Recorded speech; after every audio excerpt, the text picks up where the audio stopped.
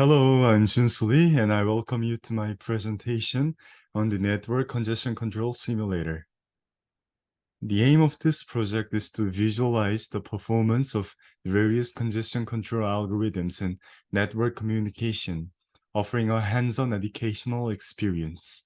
Today, I will walk you through the core components of my simulator, focusing on the code's functionality and analysis on the algorithms.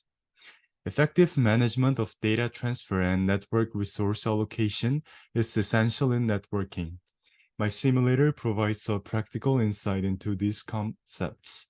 It allows users to choose different algorithms and input parameters, simulating their behavior in varied network conditions. Okay, let's run a simulation using the Reno algorithm. You'll notice how users can set parameters like bandwidths, and the graphs update in real time, reflecting the algorithm's performance under these inputs.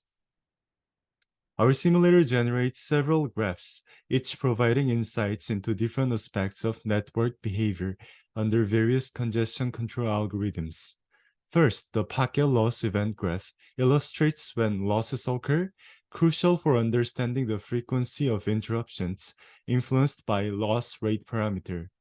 Moving on, the state transitions graph captures how algorithms transition between states like slow start and congestion avoidance. This behavior is shaped by the congestion window size and network feedback, highlighting the dynamic of each algorithm. The bandwidth utilization graph reflects the throughput efficiency, indicating how well data is transferred. Here, both bandwidth and algorithm efficiency play roles, with more aggressive algorithms potentially achieving higher throughput.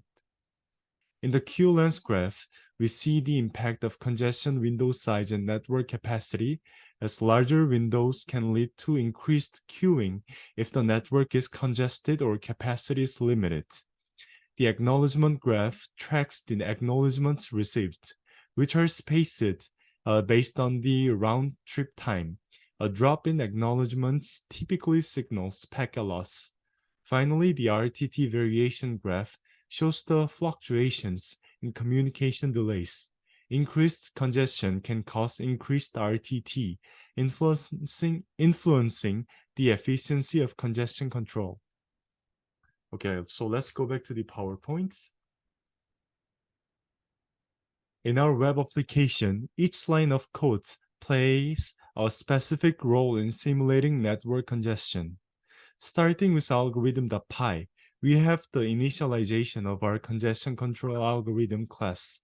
This sets up the simulation with key parameters such as the congestion window, essential for mimicking network behavior.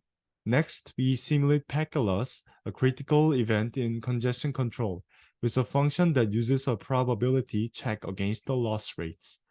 Moving to the front end, app.js listens for the form submission, prevents the default page reload, and calls a function to update the charts with new data. On the back end, app.py establishes an endpoint to process simulation requests, performing the logic and returning JSON results. Together, these snippets form a cohesive flow from user input to simulation output, demonstrating the power of our congestion control simulator. Okay, let's now focus on sample outputs from two of our key congestion control algorithms. In our congestion control simulator, the behaviors of Tahoe and BIC TCP algorithms are distinctly illustrated through several key graphs. First, Tahoe algorithm. Known for its conservative approach, Tahoe drastically reduces the congestion window to one packet upon detecting packet loss, creating visible dips in the graph. Its state transition resembles a cautious staircase, quickly escalating and then resetting at the slightest sign of trouble. In terms of bandwidth utilization, Tahoe shows notable drops during packet loss, prioritizing network stability over aggressive bandwidth consumption. The Q lens under Tahoe remains flat as it avoids bottleneck buildup by maintaining minimal queued packets. Acknowledgement spikes follow packet loss, reflecting Tahoe's reset and recover strategy. In contrast, BIC TCP graphs reveal a more measured response to packet loss, adjusting the congestion window in smaller steps, avoiding the dramatic drops seen with Tahoe. Its state transition shows a complex pattern indicative of continuous fine-tuning to optimize the congestion window size. Bandwidth utilization for BIC TCP is smoother, with slight fluctuation that avoids drastic change, aiming for consistent throughput. Q-length remains stable, showing BIC TCP's ability to manage data flow without causing network congestion. The acknowledgement graph for BIC TCP shows frequent yet controlled variations, highlighting its dynamic yet steady handling of acknowledgements. Through these graphs, we can see Tahoe's strict reset-heavy strategy contrasted with BIC TCP's more nuanced and steady approach to congestion control. One limitation of the simulator is its simplified model, which does not capture every real-world network complexity. Developing this project involved tackling challenges such as integrating different technologies and ensuring accurate algorithm implementation.